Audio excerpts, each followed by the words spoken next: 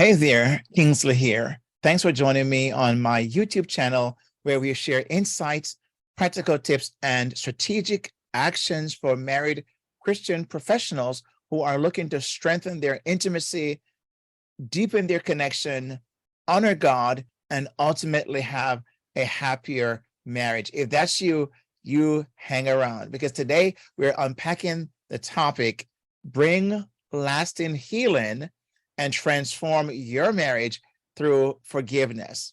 Now, in today's video, we'll be discussing how forgiveness can bring lasting healing and transform marriages, including yours. So we'll be exploring the benefits of forgiveness, sharing a brief story of our couple, Sarah and John, and their struggle, especially hers, to forgive. And you'll hear the reason why in a few moments. And then I'll be giving you 3 practical ways to implement forgiveness in your own marriage. Now, here's what I want you to know. The ingredient or essential part for any healthy relationship. And it can be especially powerful in a marriage because that is what you want to be a lasting thing, right? Your marriage above every other relationship if you are following God's principles and wanting to do things God's way, right? So here's what you might be thinking, though, when you hear me talk about this, about forgiveness. And the reason I know is because I've heard it from hundreds of spouses at one point or another. And there are 3 common objections. I've heard many, but there are 3 common objections that I hear over and over again. And you possibly are having one of these objections or all 3. And so here, the first one I want to mention is that when you hear or some couples hear the topic forgiveness, they're immediately thinking that you're asking me to forgive something because I can't, because it means forgetting what happened, and I just can't do that. Here's what I'm asking my friend. All right, here's what I'm saying. That's not true. Forgiveness is not about forgetting, because to forget what has happened means that you'd have to have amnesia, right? Or God performed a miracle, and then you can say, well, I no longer remember that. Now, you can truly, when something has happened to you, it can fade over time to the point where it no longer impacts you. That is true. But totally forgetting what happens, I don't think anyone's asking you to do that. So it's not also asking you to condone what happened. And that's one of the fear that some people have when they hear forgiveness. But what it means instead is acknowledging the hurt and choosing to let go of the resentment and bitterness that can consume you. So really it's for you, because you're the one who's been consumed by this, losing sleep over this, having headaches and anxiety and all the different ailments you are having because you have not truly forgiven. The second objection that I hear is forgiveness means letting the other person off the hook.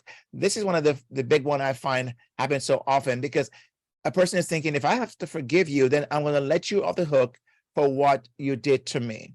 Now, forgiveness is not about absolving, right? Letting go, letting the other person off the hook or not be responsible for what they have done, or the consequences that comes with what they've done. Is not somehow removing that from them, right? It's about releasing yourself from the burden of holding on to anger and resentment. And if you've ever have unforgiveness, you know this is true, that you're holding on to anger and resentment, and it's burdensome. You're paying the price for it. And the third objection I hear is forgiveness is only for the other person's benefits. It's only for the other person's benefits. While forgiveness, of course, can benefit the other person who's been forgiven, it is primarily for your benefit. You're the one who's doing forgiving. Because when you hold on to anger, when you hold on to resentment, it can be toxic to your soul, both physically, emotionally, and spiritually.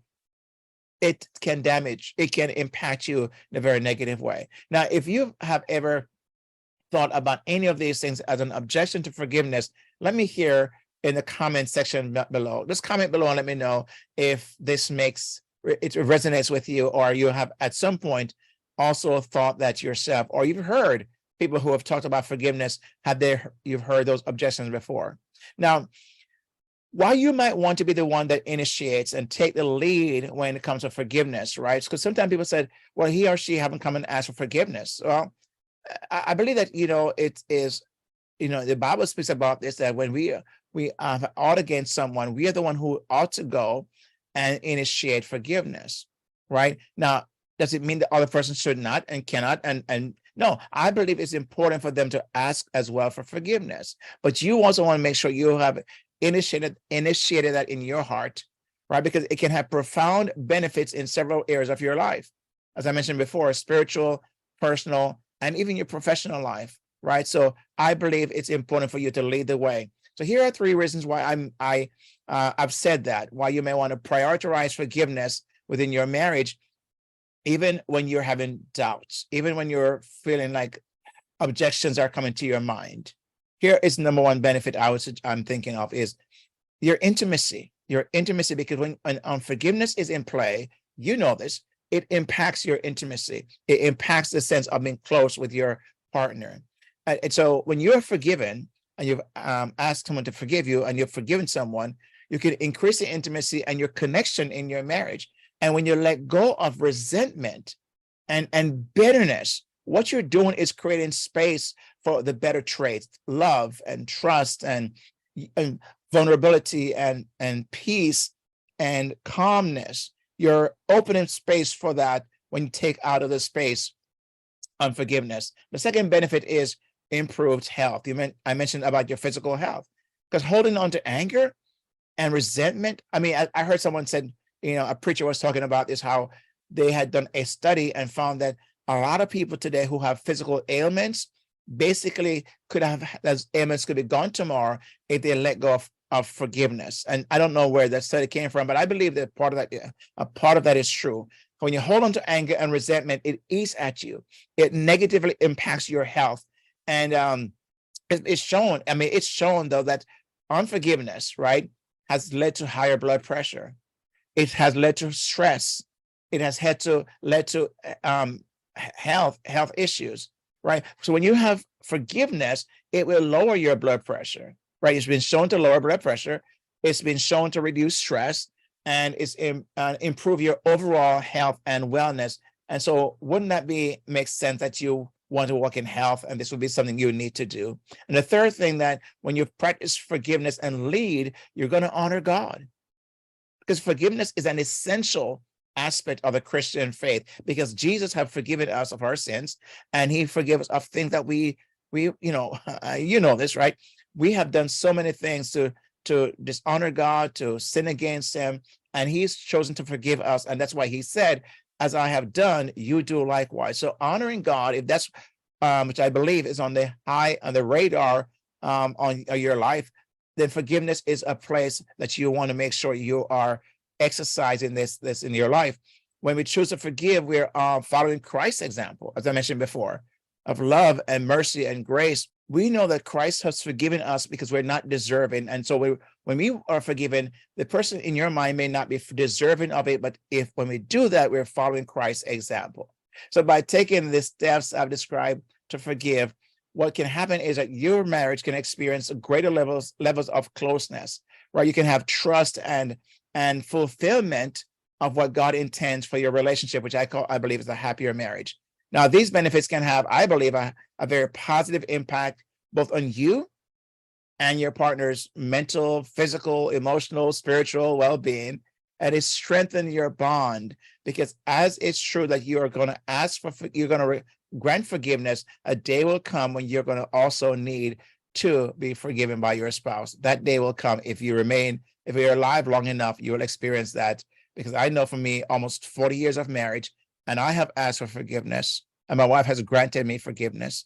She's asked me for forgiveness, and I've granted her forgiveness, and more than one occasions, and it will happen. Okay. Now, if you're new to this channel and you're wondering, who am I to be speaking on topics like this one?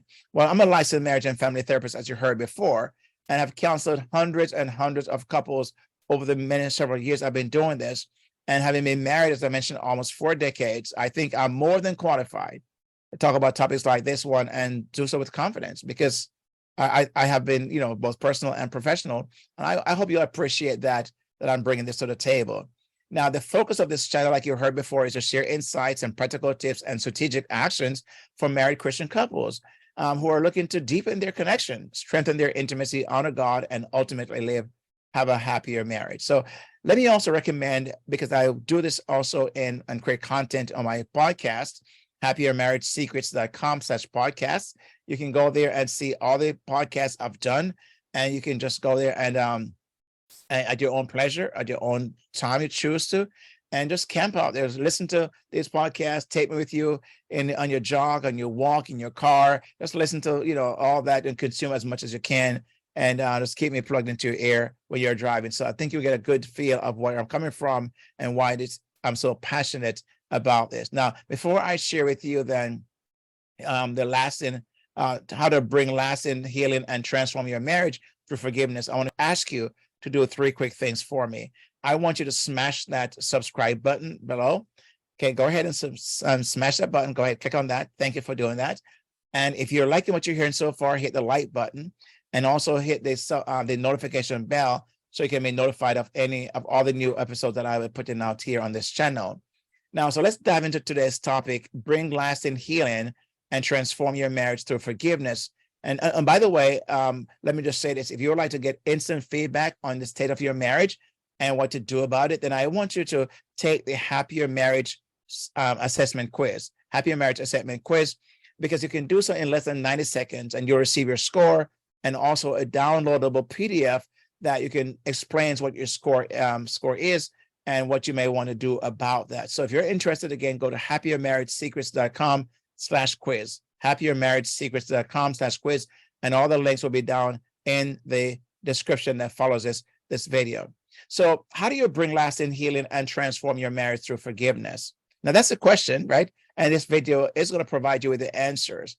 But I want to begin this by telling you a brief story about Sarah and John, because you're going to find that in these fictional characters, they very much represent you, me, in our relationships. And you're going to see what they were struggling with. And we're going to then use that story as a backdrop in telling you about what you can do, how to implement forgiveness in your relationship. So the story is about Sarah and John. Sarah and John have been married for 7 years, and they have two children. They recently had a significant conflict. John made a mistake, and that mistake hurt Sarah very deeply. And she's struggling to forgive him. She's holding on to resentment and anger, and of course, it's affecting their marriage. Now, John is very remorseful and has apologized, but Sarah can't seem to move past it. Sounds familiar? Are you John or Sarah in this story? Right? So I want to then use this, share with you John and Sarah's story. I want to share with you some unique steps, 3 unique steps you can use and that Sarah and John can use and could have used in their relationship, right?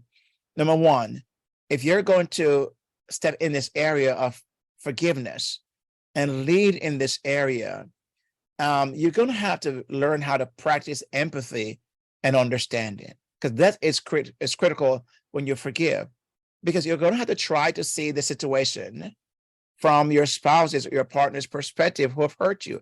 Now, again, have you heard me mention before, it's not about condoning. It's not about letting off the hook and not have them responsible for what they've done. That's not about it, not at all what I'm saying. What it does, though, it puts you into their shoes so it can help you understand their actions and their motivations. Maybe that came from a place that, because John was so remorseful now, maybe John have seen that he possibly acted foolishly, acted without thinking. Whatever happened, he recognized that it was wrong. So Sarah, we need to practice empathy and put herself in his shoes, because a time is going to come when she will want him to put himself in her shoe as well. So the first thing I want to suggest is practice empathy and understanding. The second thing I want to explain, suggest, is how you communicate openly and honestly, right? Communicate openly and honestly. Now, talking to your spouse about how you feel and what you need to move forward. So in this area, Sarah could say to John, John, I appreciate your remorse. I can see that you're very remorseful about what has happened. There's no question about that. I'm struggling to forgive. Here's what I'm going to need for you to do as I move forward. This will help me to move forward, and I would like for you to help me in this area. So you can work together to bring healing and forgiveness in the relationship. And it sounds like John, because he's so remorseful, would be willing to do that. And that is one thing you would have to also do in your relationship, is find a way, if you're the offended party, is to help your spouse, not just say, you should know. You know, it's amazing how times I've heard a spouse say, you should know. Why should I have to tell you? Why? Because you know what you need. You know what you need more so than your partner does. God does, and you know. So why wouldn't you want to help him or her to figure a way to help you move forward? Why? It's a team sport. You know, you're in as a team in this, doing this together. It's not just a one-sided thing. Yes, he or she may have done something wrong. In this case, John, he did something wrong, but it doesn't mean that he has to work on this all by himself. You, Sarah, can also help him to move forward in this area with you. The third thing, but before I get to the third thing, let me just say this, that communication, openly communicating and being honest in your communication, sometimes it's really tricky, especially if you've not been practicing communication in other areas openly and being vulnerable and honest, right? Because you just don't know what it is to talk about sometimes. I see couples many times, and you may have yourself, who go out and they're sitting at dinner and they're on their phones, or they're finished eating, they're on their phones, or they're sitting there on their phones and not talking to each other, and they're out together. So, and sometimes it's because they're awkward. They just don't know what else to say. They talk about the kids, work, and the weather, and what else do we talk about, right? So I've seen it so often. And so what I've decided to do was, I've been trying to figure out a way, what can I do to help couples in this area? Because I know it has helped me myself. And I created a tool that can help you have conversation with your spouse at levels that you may not think about, in a very fun and meaningful way, where you don't have to struggle about what to talk about. It gives you questions. It's a deck of cards, a conversational deck of cards that give you a question and prompts that you can use as your way of answering the question, or you can make up your own. So it gives you the prompts, you can use that, but it gives you, over 212 interactive opportunities you can have on this deck of cards. And so I've created that, and I'm making it available. It's called the Connect Strong Conversational Card Deck. Connect Strong. As a matter of fact, I just happen to have it right here. This is what it looks like. And this, the questions you can see on the back. So you have a question right here, a question, and then you have the prompts right here. And so you have a conversation about that, right? And it's called, again, a Connect Strong deck of cards. And so you can have this is available, and you can get this at, if you go to kingsleygrant.com/cards, kingsleygrant.com/cards, you can get it right now. There's a $10 discount as of this recording. Now, once this get onto Amazon, unfortunately, there will not be any discount anymore. It'll be the full price. So you can run right now and hurry over to kingsleygrant.com and /cards, get your deck of cards, and you're going to get a downloadable PDF that tells you how to use these cards in a more effective way and very optimal way. And you can find a way to start communicating with your spouse at the level that you may not be communicating. So when you get to moments like these, you'll be much better off in asking for forgiveness or communicating about forgiveness, because you've been doing it and that must have been working out for a while. Now, the third thing I want to mention is how to really think about forgiveness is follow biblical teachings. Follow biblical teachings, because the Bible teaches, as you know, that that forgive others as Christ has forgiven us. And I mentioned that earlier. And you can also meditate on scriptures. What does God say about this? How will God reward you when you forgive, right? And praying for guidance that God can help you to get, like in this case, Sarah, who is having a hard time, she could pray and ask God to give her a softer heart and to give her the strength and the wisdom to know how to go about this forgiveness, because he demands that she forgives. And so she needs to find a way how, with God's help, can she do this and cultivate a heart of forgiveness. Now, these three unique steps, I believe, will help Sarah and John, as well as you, to reignite the spark and overcome the barriers and in your relationships, right? And unforgiveness has created those barriers and it's created those walls, but forgiveness can take those barriers down and take those walls down, so you can experience deeper connection and build a stronger sense of intimacy. So overall, I believe that taking the lead in offering forgiveness can be transformative. I think you're hearing that, and can be a transformative experience that leads to growth in your own personal and professional life. But I think it's also more so in your mental, emotional, spiritual, physical well-being, and you can have a happier marriage when you do that. So I wanted to simply say, to wrap things up here, that forgiveness is an essential, as you've heard, ingredient for any healthy marriage. So when you choose to forgive, you're going to experience increased intimacy, improved health, and you're going to honor God. So remember, forgiveness is not about forgetting or absolving, right? Letting the other person off the hook per se, but it is about releasing ourselves from the burden of anger and resentment. So you want to practice empathy, communicate openly, follow biblical teachings, and work towards lasting healing and transformation in your marriage. So I want to say thank you for watching. But before you go, make sure you smash that subscribe button if you've not yet done so. Hit the like button if you've liked what you've heard, and click that notification bell so you don't miss any videos that's posted on this channel. And remember to listen to the Happier Marriage Secrets podcast by going to happiermarriagesecrets.com and just click on the podcast menu and get access to that, where you can go in and listen at your heart's content and just binge listening. It'd be great. So now, with that said, my friend, let's go and make marriages happier again. And until next time, peace out. God bless. And I'll see you on the next broadcast on this channel. Please share this with one other spouse, and I really appreciate that. Thank you, and God bless.